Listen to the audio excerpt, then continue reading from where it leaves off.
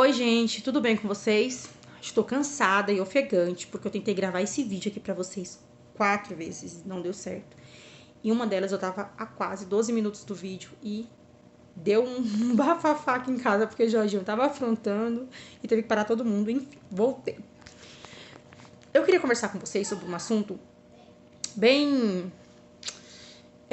Eu acho importante, né, falar sobre isso, porque assim, quando nós recebemos um filho com síndrome de Down, no meu caso foi assim, a médica me deu no colo, falou que ele tinha síndrome de Down e eu que viesse embora e eu que procurasse saber sobre tudo, porque ninguém me deu orientação nenhuma. E hoje, conversando com uma mãe no hospital, né, Jorginho foi parar em PS porque a garganta atacou de novo.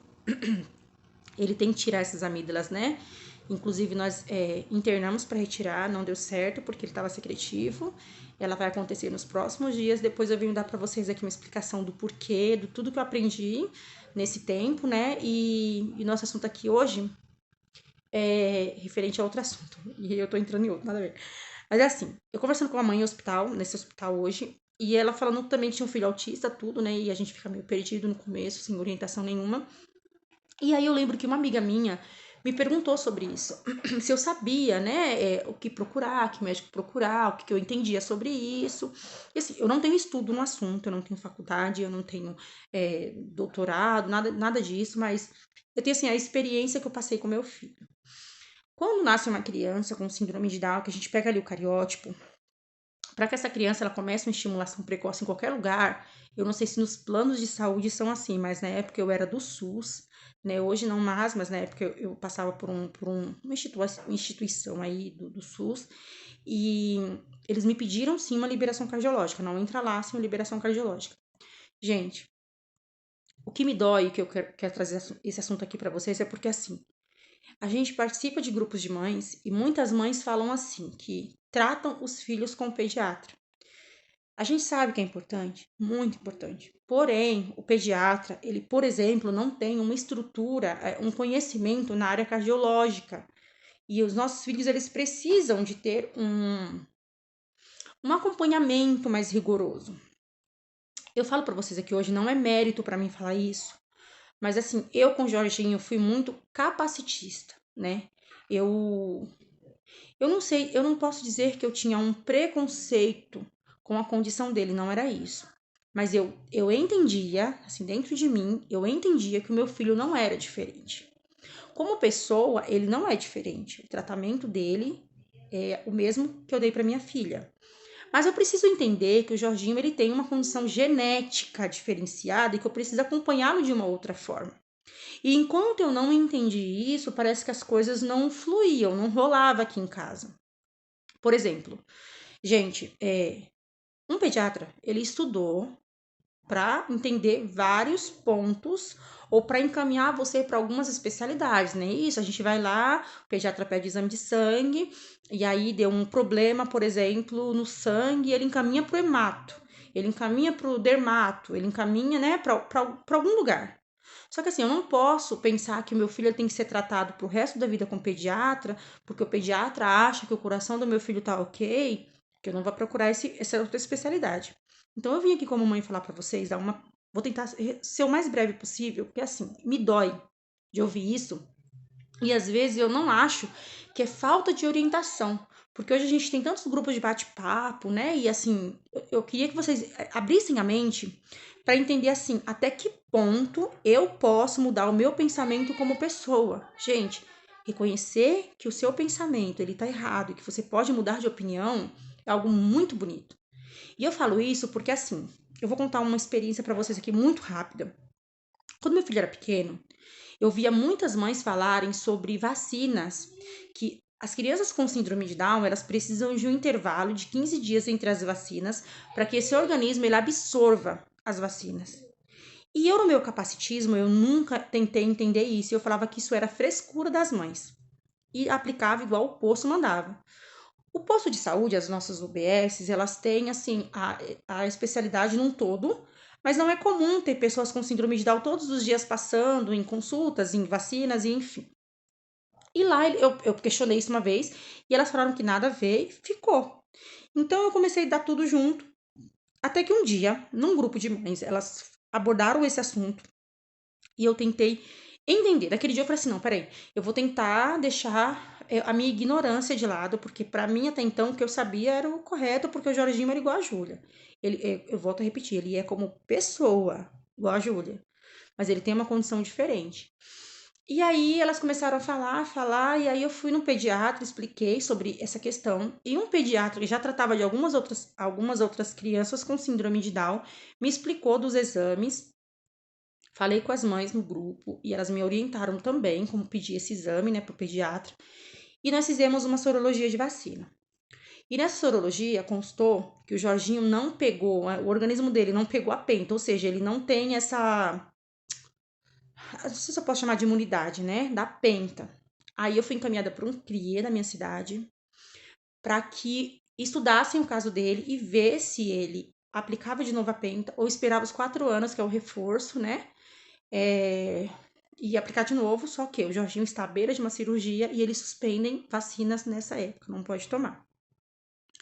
Então, assim, eu comecei a entender assim, até que ponto o meu capacitismo me permitiu errar com meu filho. E aí eu vejo mães, né, em grupos, inclusive, que têm o mesmo pensamento que eu tinha e não se permitem aprender. E assim, quando eu vejo a mãe falar assim, olha, o pediatra do meu filho acha que, por um exemplo, tá, gente? Que eu não preciso passar em cardiologista, porque o meu filho não tem um problema de coração. E a gente sabe que grande parte das crianças com síndrome de Down, elas nascem com uma cardiopatia. E toda vez que ela nasce com a cardiopatia, eu chamo ela de congênita, uma cardiopatia congênita. Só que tem pessoas, né, mesmo com síndrome de Down, e até a gente conhece pessoas que não têm síndrome de Down, que adquirem cardiopatia ao longo da vida. Então, assim, a importância de ser acompanhado por um profissional da área é muito importante. E o pediatra, ele não tem especialidade na área do coração, por exemplo. Porque cada médico, ele estuda uma área, né, assim. Então, por exemplo, meu filho tem síndrome de Down. Ele nasceu sem cardiopatia, graças a Deus, né? Uma suposição. O meu, Jorginho, nasceu com cardiopatia, tá, gente? E operou, inclusive. Mas se o teu filho não nasceu com cardiopatia, você precisa ainda assim procurar, sim, um cardiologista e acompanhar essa criança. Porque ela pode, ao longo da vida, adquirir, sim, uma cardiopatia. Entende? E ela tem que ser tratada. E ali, de repente, é algo tão sutil, por exemplo, que o pediatra não consegue ouvir na escuta, né? A gente sabe que existem inúmeras cardiopatias. Eu podia citar para vocês aqui agora várias cardiopatias, né? Que vai de um sopro até um problema na válvula, na aorta do coração, qualquer, sabe? São inúmeras cardiopatias. Então, a gente precisa ser atento a isso. Além do cardiologista, eu preciso procurar também estar em dias com o exame de sangue. Porque, meu filho não deixa tirar exame de sangue. Gente, não tem essa de não deixa. A criança precisa fazer o mal necessário, entende? Meu filho tem 3 anos e ele fez um exame de sangue recentemente e deu uma alteração na tireoide. Se eu nunca procurasse saber sobre isso? E se ele não deixasse fazer e o meu coração de mãe falava, não vou deixar furar o meu filho para tirar sangue porque ele chora muito e não fosse atrás. De repente ele podia ter algo mais sério futuramente. E agora é algo tratável, né? Existem vários lugares, inclusive, eu não sei se vocês sabem, que faz terapia para crianças com cavalos, por exemplo. E eles não pegam as crianças sem que essa criança tenha um exame, é uma liberação de ortopedista, um exame, né, que eles fazem que é da cervical, é um raio-x, porque, inclusive, nas crianças com síndrome de Down, até uma cambalhota, que é uma brincadeira de criança, é perigoso, ele pode ter uma lesão na cervical. Então, assim, gente, se permitam, sabe? Se a mãe tá ali no grupo, passando uma experiência e fala, olha, comigo foi assim, eu aprendi assim, eu ouvi, vamos debater, vamos escutar, vamos procurar, de repente, aquela especialidade. Porque comigo foi assim, quando eu abri a mente e tentei entender que meu filho ele tinha uma condição genética diferente, comecei a procurar, falar, não, peraí, tem um exame? Vamos fazer. Tem algo, vamos fazer. Por exemplo, né, o Jorginho, eu vou trazer aqui para vocês depois a experiência da questão da cirurgia da adenoide da amígdala, né? Ele tinha um ronco, sempre teve um ronco desde bebê, que os médicos achavam que era síndrome do bebê chiador, né? E a gente foi atrás fizemos uma longa investigação e aí o médico disse, não, mãe, é um estridor e aí com 2 anos sara. E eu vou trazer isso para vocês no vídeo para vocês entenderem que o nosso caso era além de um estridor e a gente vai passar por uma cirurgia para retirada de adenoide, inclusive, porque o Jorginho não tem as vias aéreas estreitadas, ele tem obstrução de adenoide, então ele tem que fazer, né, essa correção, tirar direitinho para que ele tenha uma boa respiração. Desculpa, gente, uma boa respiração, para que isso não atrapalhe também no desenvolvimento de fala dele, que já é bem grande, né? Enfim. Mas o que eu quero dizer para vocês aqui, gente, é que procurem sim. Olha, nasceu meu filho com síndrome de Down, faz o cariótipo, fez o cariótipo, tem síndrome de Down, procura um cardiologista. Passou pelo cardiologista, o oftalmologista é muito importante. Não é porque o teu filho não usa óculos hoje que ele nunca vai precisar. A grande maioria precisa, sabe? Eu falo dos seres humanos gerais. Hoje em dia a gente vê muita gente de óculos, né? Então, assim, tem que procurar, tem que passar por um oftalmo, tem que passar por um endócrino, tem que passar, sei lá, por um dermatologista, tem que passar pelo pediatra, sabe, gente? Parem de achar que vocês sabem tudo, ou porque vocês criaram um filho primeiro que não tem síndrome de Down de um jeito, o outro tem que ser igual, porque não é assim.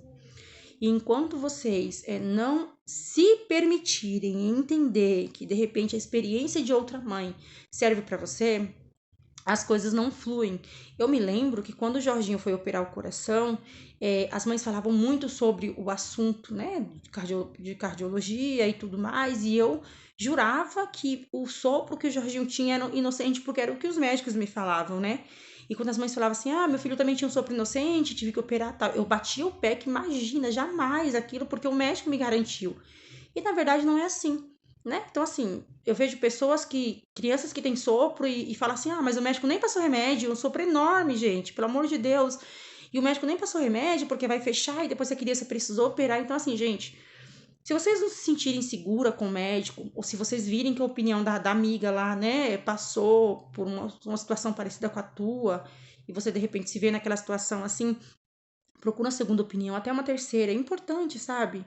Para que o teu filho ele tenha uma boa qualidade de vida, né? Porque às vezes eu escuto mães falarem assim para mim: eu criei 3 filhos e nenhum morreu. E de repente aquele morre, sabe? Porque às vezes o pai, a mãe omitem, sabe? A procura de profissionais certos, né? Naquela área específica. Então, assim, eu queria muito falar isso para vocês. Tem outro assunto também que eu quero trazer para vocês aqui em breve.